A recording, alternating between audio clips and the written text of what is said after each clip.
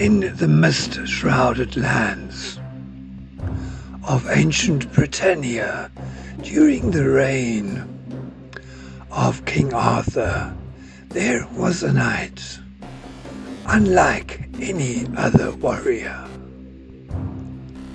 whose name was seldom spoken, but whose presence was felt by all those who crossed his path. His name was Kaelan, known to many as the outcast of AVALON. Kaelan was a man born of two worlds. His father, a noble knight, and his mother, a woman of the wild, belonging to the clan of ancient druids,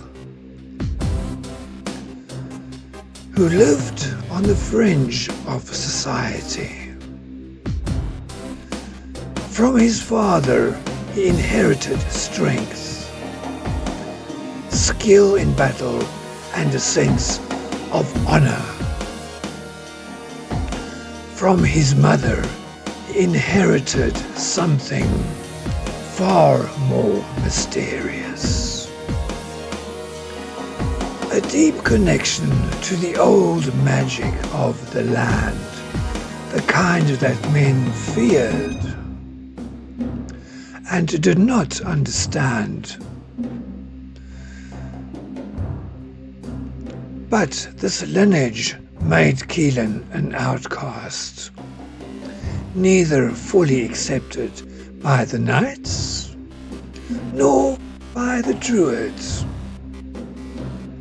His mixed heritage marked him as different, a warrior with a foot in both the world of men and the realm of spirits. His appearance alone set him apart. His armor, though crafted by the finest blacksmiths, was black as night, and upon his head a striking mohican, a mark of his druidic bloodline, signaled his defiance against the norms of Arthurian knighthood. Kaelan's life was one of solitude. He roamed the forests and the hills, rarely setting foot in the grand halls of Camelot. Whispers of his deeds spread through the land like wildfire. Some said he could command the wind and the rain, that his presence alone could turn the tide of a battle. Others claimed he was cursed, haunted by visions of the future, visions that had driven him to the brink of madness. But no one knew the truth, for Kaelan spoke little of his past, and those who sought to unravel his mysteries found only shadows. Yet Kaelan's loyalty to the realm was undeniable.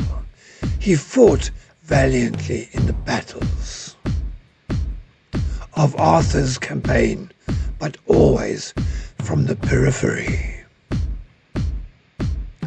like a ghost who appeared in the hour of need and vanished before dawn.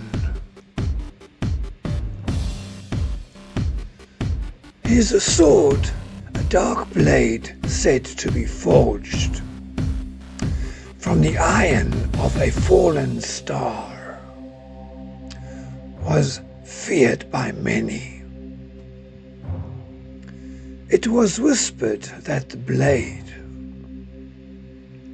had a mind of its own, a hunger for justice that matched Kaelan's own. Despite his heroics, Kaelan's heart was heavy, with a burden he could not share. He had been given a vision, a prophecy, that spoke of a great betrayal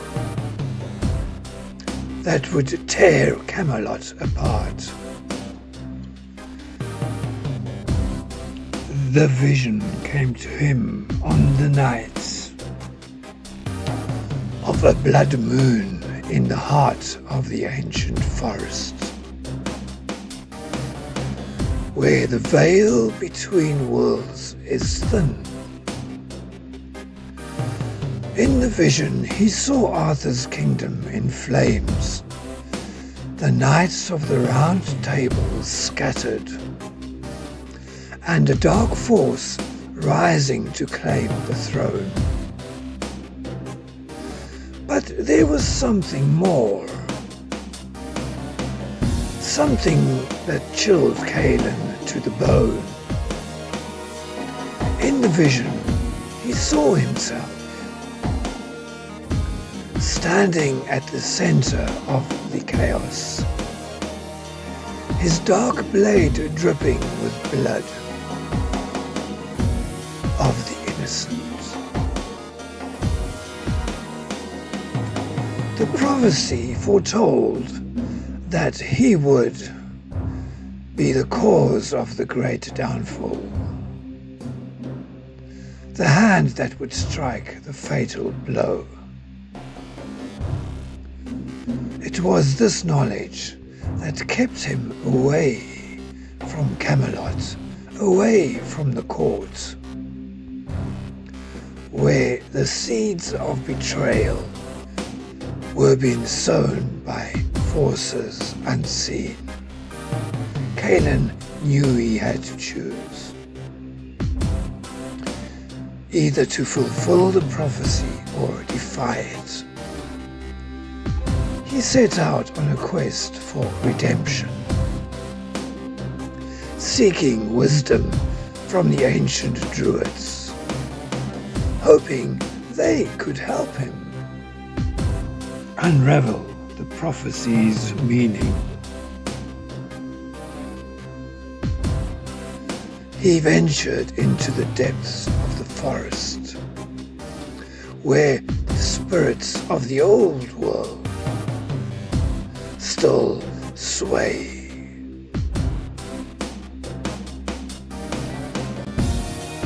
There he faced trials that tested not only his strength, but his very soul. He was confronted by the ghosts of those he had slain, by the visions of what could be, and by the temptation to embrace the darkness within him. In time, Kaelan discovered the true enemy was not him, but a dark sorcerer who had infiltrated Camelot, feeding on those fears and ambitions of the court. Armed with this knowledge, Kaelan returned to Camelot. He confronted the sorcerer in a battle. The two forces of darkness clashed, their power lighting up the sky like a storm.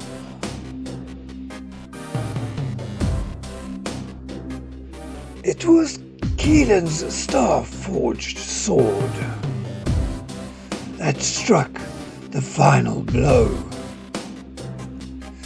banishing the sorcerer and his evil back to the shadows.